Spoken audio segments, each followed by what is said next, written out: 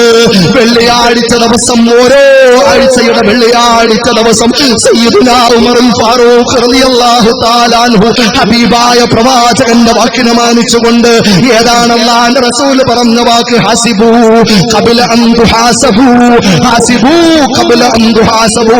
പൊന്നുമോനെ, ചാട്ടവാറ് കൊണ്ടടിക്കണ്ടടാ പൊന്നുമോനെ, നിന്റെ പാപത്തെ കുറിച്ചൊന്ന് ചിന്തിക്കാൻ തയ്യാറായിട്ടുണ്ടോ? ചെയ്തു കൂട്ടുന്ന കൊടും പാവങ്ങൾ കണ്ടുമുട്ടുമെന്നുള്ള ചിന്ത നീ ഹൃദയത്തിൽ വെക്കുന്നുണ്ടോ? ചെയ്തു കൂട്ടുന്ന പാപങ്ങൾ പടച്ചവന്റെ മുമ്പിൽ പറയാനുള്ളൊരു ലോകമുണ്ടെന്ന് മറവിയാണോ നിനക്ക്? ഒന്ന് ആലോചിച്ചു നോക്ക്. സ്വർഗത്തിൽ ഭവനമുള്ള നേതാവ് സ്വന്തം ശരീരത്തിലേക്ക് അടുക്കുകയാണ്.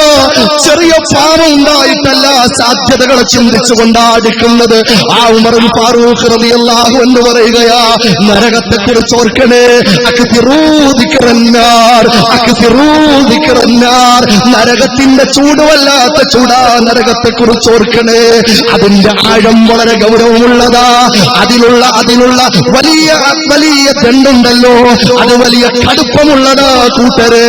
അതുകൊണ്ട് നരകത്തെ കുറിച്ച് ഓർക്കണേ എന്ന് ഇസ്ലാമിക റിപ്പബ്ലിക്കിന്റെ രണ്ടാമത്തെ ഖലീഫ ഉറച്ചു ചൊല്ലിക്കോ, സയ്യിദുനാ ഉമറുൽ ഫാറൂഖ്. കഥ പറയാമോ? ഇത് കഥ പറയാണോ? ഇത് ആസ്വദിക്കാൻ പറയാണോ? ഇതൊക്കെ കഴിഞ്ഞിട്ട് നിങ്ങളൊന്ന് വിലയിരുത്താൻ പറയാമോ? ആ പ്രസംഗത്തെ കുറിച്ച് ഒന്ന് വിലയിരുത്താൻ വേണ്ടിയാണോ ഈ പറയുന്നത്? ഒന്ന് ചിന്തിക്ക് സഹോദരങ്ങളുടെ. അടുത്ത നിമിഷത്തിൽ അയാൾ നരകാവകാശിയാണെങ്കിൽ റൂഹ് പിരിയുമ്പോ മുതൽ തുടങ്ങും. ഒന്നെങ്കിൽ ഖബർ സ്വർഗത്തോപ്പ, അല്ലെങ്കിൽ ഖബർ നരകക്കുണ്ട. റസൂലുള്ളാഹി നമുക്കിപ്പോ ഇവിടെ വലിയ പ്രൊട്ടക്ഷൻ ഉണ്ടാവും, നല്ല മസിൽ പവർ ഉണ്ടാവും, ജിംനാഷ്യത്തിലൊക്കെ പോയിട്ട്. കാരണം പാതിരാവിന്റെ പടിതിലൂടെ പടച്ചവനോടൊന്ന് പ്രാർത്ഥന നിർഭരമായ മനസ്സ് തുറന്നു വെക്കാൻ സമയമില്ല. പോവാ ജിംനാഷ്യത്തിലേക്ക്. എന്തിനാ? അന്യ പെണ്ണുങ്ങളെ തന്റെ നല്ല ടൈറ്റുള്ള ബോഡി കാണിച്ച് വശീകരിക്കാൻ, ആഭാസത്തരം കൊണ്ട് അരങ്ങ് തകർക്കാൻ പോവാ. അല്ലാതെ ആരോഗ്യത്തിന് വേണ്ടിയാണോ?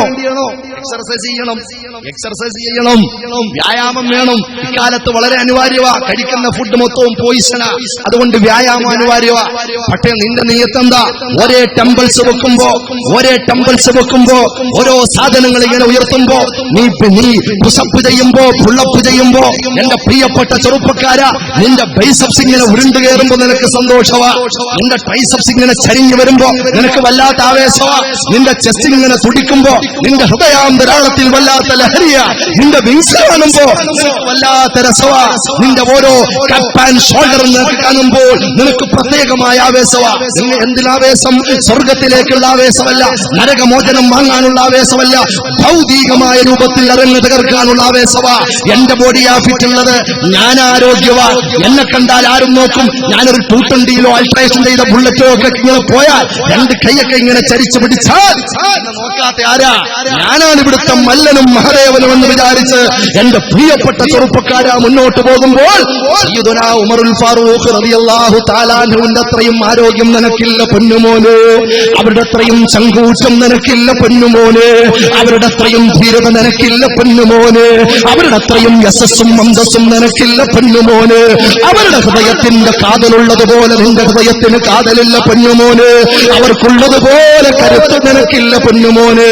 ആ ഉമറുൽ ഫാറൂഖാണ് പറയുന്നത്, അക്സിറൂ ദിക്റന്നാർ, അക്സിറൂ ദിക്റന്നാർ, അക്സിറൂ ദിക്റന്നാർ.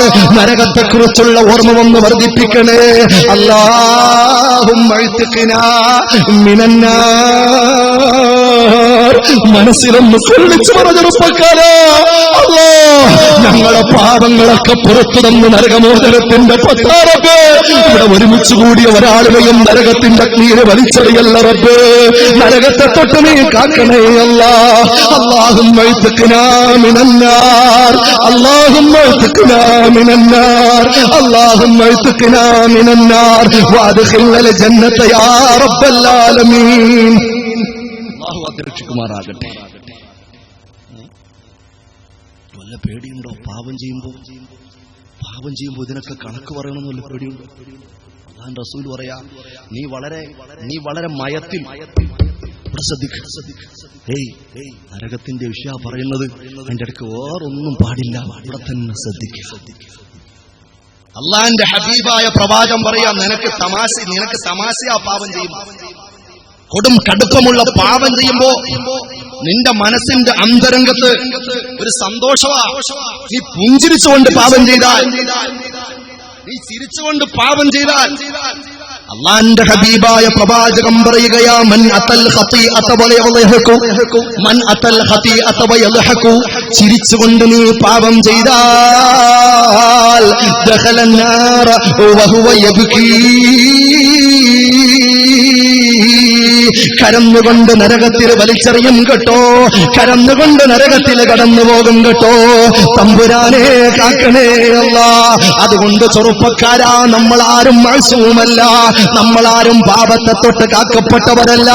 നമ്മളെല്ലാം പിഴവുകൾ മേളിച്ച ആളുകളാ, ഒരുപാട് പാപം ചെയ്തിട്ടുള്ള ആളുകളാ. പകൽ വെളിച്ചത്തിൽ പാപം ചെയ്തവരാ, രാത്രിയുടെ കൂരിരുളിന്റെ അന്തരംഗത്ത് പാപം ചെയ്തവരാ, ജനമധ്യത്തിൽ പാപം ചെയ്യുന്നവരാ, അസാന്നിധ്യത്തിൽ പാപം ചെയ്യുന്നവരാ, പ്രത്യക്ഷത്തിലും പരോക്ഷത്തിലും ബാഹ്യമായും ആന്തരികമായും പാപങ്ങളുമായി ബന്ധപ്പെടുന്നവരാ. പക്ഷെ എന്റെ പ്രിയപ്പെട്ട ചെറുപ്പക്കാരാ, പാപം വന്നുപോയാൽ, ഒരു പക്ഷേ പാപത്തിൽ നീ ബന്ധപ്പെട്ടു പോയാൽ, പടച്ചവന്റെ കരുണയുടെ കവാടങ്ങളെ മറക്കണ്ട ചെറുപ്പക്കാരാ. ഈ പാപിയായിട്ട് മരിക്കാനാണോ നിന്റെ തീരുമാനം? ചെറുപ്പക്കാരാ, നരകമുണ്ട്, മറന്നു പോകണ്ട. സഹിക്കാൻ പറ്റൂല ചെറുപ്പക്കാരാ. കൈകൾ കടിച്ചു മുറിക്കുമെന്ന ഹബീബ് മുഹമ്മദ് മുസ്തഫ. കൈ കടിച്ചു മുറിക്കും. നമ്മൾ പറയത്തില്ല, എടാ നീക്ക് കൈ കടിച്ചോളും. സാധാരണ നമ്മൾ പറയാറുണ്ട്, നിനക്ക് കൈ കടിച്ചോളും, കൈ കടിക്കേണ്ടി വരും എന്നൊക്കെ പറയാറുണ്ട്. ഒരു ഭംഗി വാക്ക് പറയാറുണ്ട്, ആലങ്കാരികമായിട്ടുള്ള ഒരു പ്രയോഗം നടത്താറുണ്ട്. ഹബീബായ പ്രവാചകം പറയുക, രണ്ട് കൈയും അവന്റെ ഉണ്ണാക്കിലേക്കിട്ടവൻ കടിച്ചു മുറിക്കും. അള്ളാഹുവിന്റെ ദുനിയാവിൽ അവൻ കാണിച്ച ആഭാസങ്ങൾ നടത്തിയ അമൂല്യമായ സമയത്തെ പടച്ചവനിലേക്ക് തിരിച്ചുവിടാതെ ആഭാസങ്ങൾക്ക് കൂട്ടുനിന്നവൻ കൈകൾ കടിച്ചു മുറിക്കും. പറഞ്ഞത് മുഹമ്മദ് മുസ്തഫ. ആ ഖേദം അവിടെ കേൾച്ചിട്ടൊന്നും കാര്യമല്ല. കയ്യെന്നല്ല, കാല് കടിച്ചു മുറിച്ചിട്ടും പിന്നൊരു കാര്യമില്ല. അത്ര ഖേദമാത്. കാരണം കളിവിടല്ലോ ചെറുപ്പക്കാരാ. കളി നടക്കാനുള്ള, അംഗം നടക്കാനുള്ളത് പരലോകത്തിലാണ്. ചിന്തിക്കാൻ തോന്നിക്കാൻ. അതുകൊണ്ട് അല്ലാഹുവിന്റെ റസൂൽ പറഞ്ഞ്, ചിരിച്ചുകൊണ്ടൊക്കെ പാപം ചെയ്യുന്നവർ ചിന്തിച്ചോളിൻ, കരഞ്ഞുകൊണ്ട് നരകത്തിൽ പോകും. മുഹമ്മദ് മുസ്തഫ.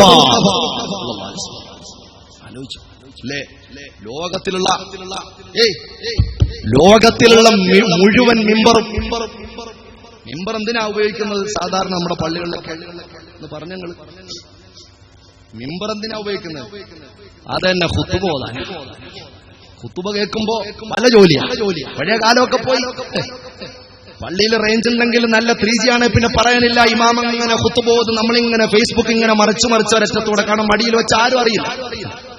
അങ്ങനെ രണ്ട് ഭാഗത്തിന്റെ അടക്കങ്ങോട്ട് വെച്ചിട്ട് ഇങ്ങനെ മറിച്ച് ഇടാ. ഇമാം ഇങ്ങനെ യാ അയ്യുഹല്ലദീന ആമനു തഖുല്ലാഹ വഖൂലു ഖൗലൻ സദീദ എന്നൊക്കെ ഇങ്ങനെ പറയും. നമ്മളിങ്ങനെ ഫ്രണ്ട് റിക്വസ്റ്റ് ഇങ്ങനെ അക്സെപ്റ്റ് ചെയ്യും, പലർക്കും കൊടുക്കും, പല പേസ്റ്റും പോസ്റ്റും ഒക്കെ നമ്മൾ നടത്തും. അല്ലാഹു കാത്തിരക്ഷിക്കുമാറാകട്ടെ. ദുനിയാവ് ഖിയാമത്ത് നാളിന്റെ അടയാളങ്ങളാ കണ്ടുവരുന്നത്. മറന്നുപോകേണ്ട ചെറുപ്പക്കാരാ. അതൊന്ന് സ്വിച്ച് ഓഫ് ചെയ്യാൻ, അതിനെ തൊട്ടൊന്ന് അശ്രദ്ധമാകാൻ നിനക്ക് ഈമാനുണ്ടോ? അപ്പോഴും ചിന്ത മൊബൈലല്ലേ.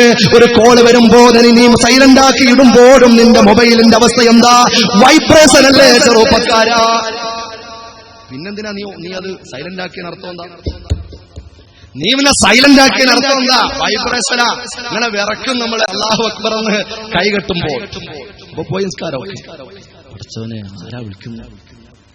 അവളടുത്ത് ഞാൻ പറഞ്ഞു, ജുമ കഴിഞ്ഞിട്ട് വിളിച്ചാൽ മതി. അവളാണോ വീട്ടിൽ നിന്നാണോ, ആണോ ഗൾഫിൽ നിന്നാണോ, കച്ചവടക്കാരാണോ, പൈസ കിട്ടാനുള്ളിടത്തുനിന്നാണോ കൊടുക്കാൻ? ഇങ്ങനെ ചിന്തയല്ലേ, സാധാരണയല്ലേ? ഒരു കോള് നമ്മുടെ ശരീരത്തിൽ ആ കോള് വന്നു നമ്മൾ അറിഞ്ഞു കഴിഞ്ഞാൽ പലമാതിരി ചിന്തകളല്ലേ? മനുഷ്യരല്ലേ നമ്മള്? അതുകൊണ്ടത് ഒന്നെങ്കിൽ നീ അറിയാത്ത രൂപത്തിലെങ്കിലും ഒന്ന് സൈലന്റ് ആക്കിയിട്. പള്ളിയിൽ കാല് കഴുകി കയറണമെന്ന് എഴുതിയില്ലെങ്കിലും പള്ളി കമ്മിറ്റിക്കാര് ഇപ്പൊ വലിയ അക്ഷരത്തിൽ ബോർഡ് വെക്കുന്നെന്താ പറയും? മൊബൈൽ സ്വിച്ച് ഓഫ് ചെയ്യണോ? ആലോചിക്കുക നിങ്ങൾ. വളരെ പ്രധാനപ്പെട്ട കാര്യങ്ങളൊക്കെ ഒഴിവാക്കിയാലും ആദ്യം തന്നെ കാല് കഴുകുന്നിടത്തൊരു ബോർഡ് ഉണ്ടാവും, ഹൗദിന്റെ കരയിലൊരു ബോർഡ് ഉണ്ടാവും, പള്ളിയുടെ സൈഡിൽ ബോർഡ് ഉണ്ടാവും, നോക്കുമ്പോ കിബിലയുടെ മുകളിൽ ബോർഡ് ഉണ്ടാവും, എല്ലായിടത്തും ഉണ്ടാവും. മൊബൈൽ സ്വിച്ച് ഓഫ് ചെയ്യുക, സ്വിച്ച് ഓഫ്. ഇന്നുവരെ ആരും സ്വിച്ച് ഓഫ് ചെയ്യുന്നില്ല, സൈലന്റിലാ പരിപാടി നടക്കുന്നത്. ഞാൻ പറയുന്നത് ഓരോ ഖുതുബയുടെയും ഇടയിൽ എന്റെ പ്രിയപ്പെട്ട സഹോദരങ്ങളെ, ലോകത്തിന്റെ മുഴുവൻ മിമ്പറുകളിലും ശബ്ദിക്കുന്നതെന്താ? ഒരു പ്രാർത്ഥന മാത്രമുണ്ട്, 3 വട്ടം പറയുന്ന പ്രാർത്ഥന. ഒന്ന് ചിന്തിക്കും നിങ്ങളെ, കൽബിലൊരു അനക്കം ഉണ്ടാവട്ടെ. ഒരു ദിവസം 21,600 ചിന്തകൾ മിന്നിമറയുന്ന ഹൃദയം, സയൻസിന്റെ അഭിപ്രായ പ്രകാരം ഒരു ദിവസം 21,600 ചിന്തകൾ ആ ചെറുപ്പക്കാരാ നമ്മുടെ ഹൃദയാന്തരാളത്തിലൂടെ മിന്നിമറയുന്നത്. ആ ചിന്തകളിൽ അല്ലാഹു റബ്ബുൽ ഇസ്സത്തിനെ കുറിച്ചുള്ള ചിന്ത എന്താ? 21,600 ചിന്തകളിൽ 10 ചിന്ത പടച്ചവനെ കുറിച്ചുണ്ടോ? പൊന്നുമോനെ, 10 ലക്ഷം കോശങ്ങളുള്ള നമ്മുടെ മെമ്മറി ഉണ്ടല്ലോ, മസ്തിഷ്കമുണ്ടല്ലോ, ബ്രെയിൻ ഉണ്ടല്ലോ, തലച്ചോറുണ്ടല്ലോ. അതുകൊണ്ടൊന്ന് ചിന്തിക്കേണ്ട ചെറുപ്പക്കാരാ, ചിന്തിക്കാൻ തയ്യാറാവും. അല്ലാഹു തൗഫീഖ് നൽകുമാറാകട്ടെ. ഒന്ന് ഗൗരവത്തിൽ ആലോചിക്കുക, ഒന്ന് ഗൗരവത്തിൽ ചിന്തിക്കുക. അല്ലാഹു തൗഫീഖ് നൽകുമാറാകട്ടെ. മനസ്സൊന്ന് നന്നാകട്ടെ. വേറെ എന്ത് നന്നായിട്ട് കാര്യമില്ല, വേറെ ഒന്നും നന്നായിട്ട് കാര്യമില്ല. മനസ്സ് നന്നാവും. അല്ലാഹനെ പേടിച്ചിട്ട് ബാത്തി, റബ്ബിനെ ഭയപ്പെട്ട് 2 റക്അത്ത്, അല്ലാതെ ഒരു കോടി നിസ്കരിച്ചിട്ടും കാര്യമില്ല. അല്ലാഹനെ ഭയപ്പെട്ടുകൊണ്ട് 2 റക്അത്ത്, അതിൽ ക്വാളിറ്റി ഉള്ള. അല്ലാഹു തൗഫീഖ് നൽകുമാറാകട്ടെ. കൃത്യമായി നിത്യമായി റബ്ബിനെ ഭയപ്പെട്ട് അല്ലാഹുവിനെ ഇഷ്ടപ്പെട്ട് ഇബാദത്തുമായി അടുക്കുക. 2 രീതിയിലാ. അല്ലെങ്കിൽ ബൈനൽ ഖൗഫി വറജാ, അല്ലാഹുവിനോടുള്ള ഇഷ്ടം ഉണ്ടാവണം, പടച്ചവനോടുള്ള ആഗ്രഹം ഉണ്ടാവണം, അല്ലാഹുവിനെ സംബന്ധിച്ചുള്ള പേടി ഉണ്ടാവണം. 2ന്റെ അടക്ക അൽ ഈമാനു ബൈനർ റജാഇ വൽ ഖൗഫ് മുഹമ്മദ് മുസ്തഫ. അപ്പോൾ ആലോചിച്ച് നോക്കി, ഈ പറയപ്പെട്ട മിമ്പറുകളിൽ ആഴ്ച ഒരു ദിവസം എന്റെ പ്രിയപ്പെട്ട സഹോദരങ്ങളെ പ്രാർത്ഥനയുണ്ട്.